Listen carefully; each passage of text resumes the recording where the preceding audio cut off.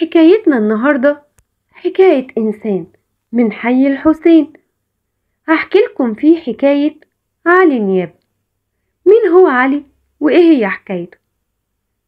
علي نيابة كان شخصية من أهم الشخصيات في حي الحسين في الجيل الماضي بسبب لبسه وعظمته وجنونه واستهتاره، فكان هو خديوي حي الحسين بلا منازع، وكان أعظم مجاذيب الحي شأنا.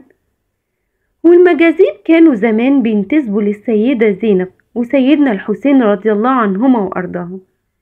طائفة المجاذيب بتضم سيدات ورجال بتعيش على باب الله، يعني أبواب الجوامع الكبيرة في القاهرة وغيرها من مدن ومحافظات مصر.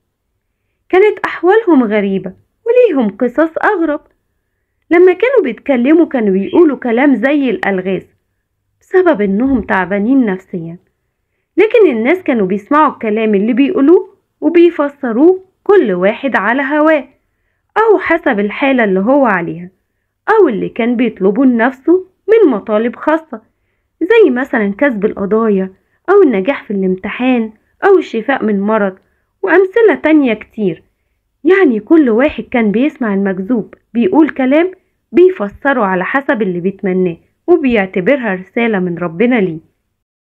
والمكذوب مش شخص متصوف زاهد في الدنيا، لكن هو شخص أصيب بكارثة فقد توازن العقلي والعاطفي، وبقى يعمل اللي هو عايزه من غير حساب ولا عقاب. وكان فيهم المتوسط الانجذاب، فبيسيب شغله وبيته ولبسه وبيلبس جلابية ويروح لضريح من أضرحة الآئمة أو ضريح أي سيدة من سيدات سلالة الشجرة النبوية المباركة، وبيلاقي راحته هناك لأن بيحس فيها بجو روحاني بينقذه من العذاب النفسي اللي هو فيه ومن أي شيء اتعرض له في حياته وصله للحالة اللي بيكون عليها. والمكذوب بيمسك في إيديه عصاية بيلف ليل نهار عند الأضرحة، وأكله بيكون من أي ندر بيتوزع في الأماكن دي، ومعظمه بيكون فول نابت وعيش، وأوقات بيكون لحمة، لأن في ناس لما بيكون الندر بتاعها إن تذبح خروف أو عجل بيتوزع على الناس في الأماكن اللي فيها بيوت لله وأولياء الله الصالحين. ونسب الشيخ عبد الوهاب الشعراني بعض المجاذيب للتصوف والصوفية، وده لأن كان بيشوفهم دايما بيذكروا ربنا وعايشين في رحابه، وربنا سبحانه وتعالى بالنسبة لهم الملجأ الأول والأخير. لكن الشيخ عبد الرحمن الجبرتي كان شايف إن هم فيهم شدة وعمق، ومش شايف فيهم أي شيء من الدين أو تقوى لله.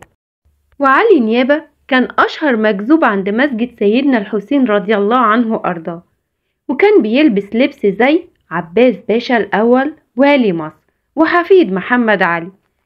كان عباس الأول بيلبس بدلة ليها جاكيتة مقفولة بالزراير كانت معروفة باسم الإسطنبولية، كانت من أزياء أمراء آل عثمان في اسطنبول، وعجبوا عباس باشا لبسهم وحب يلبس زيهم. كان بيحط على الجاكيت مجموعة كبيرة من النياشين، وكان للجاكيت حزام بيعلق فيه عباس الأول السيف بتاعه، وكان بيلبس على راسه طربوش ليه زرار طويل. وكان علي نيابة معجب جدا بعباس باشا الأول، فقلده في لبسه اللي ما كانش بيلبسه أي حاكم من حكام مصر غير عباس باشا، ومحدش لبس زيه وقلده غير علي نيابة. كان بيعلق السيف بتاعه زي سيف عباس باشا، بس سيف علي نيابة كان من الخشب. أما نياشين عباس باشا الأول بدلها علي نيابة بغطا أزايز الحاجة الساقعة وجمع عدد كبير منها. كان عنده هواية جمع غطا أي إزازة حاجة ساقعة، كان دايما بيبدل أي غطا قديم بواحد جديد مختلف في الشكل وفي اللون.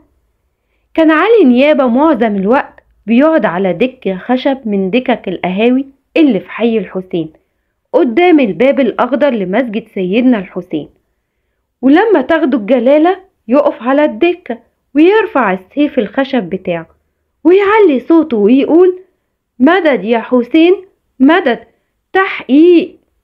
وفي اللحظة دي بيتجمع الناس حواليه فيعلي صوته أكتر ويقول تحقيق تحقيق، ويوجه علي نيابة الاتهامات للناس اللي واقفين حواليه وبيفتح المحضر.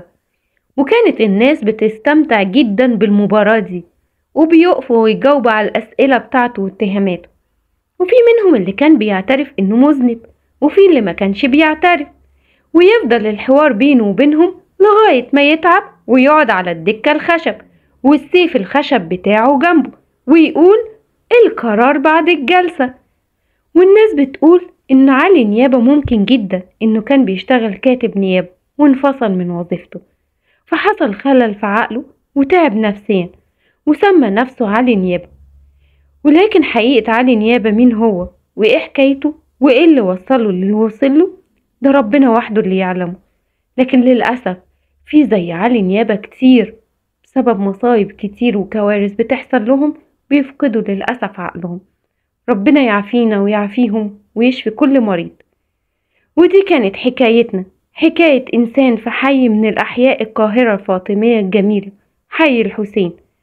المصدر كتاب حرافيش القاهرة للكاتب عبد المنعم شميس.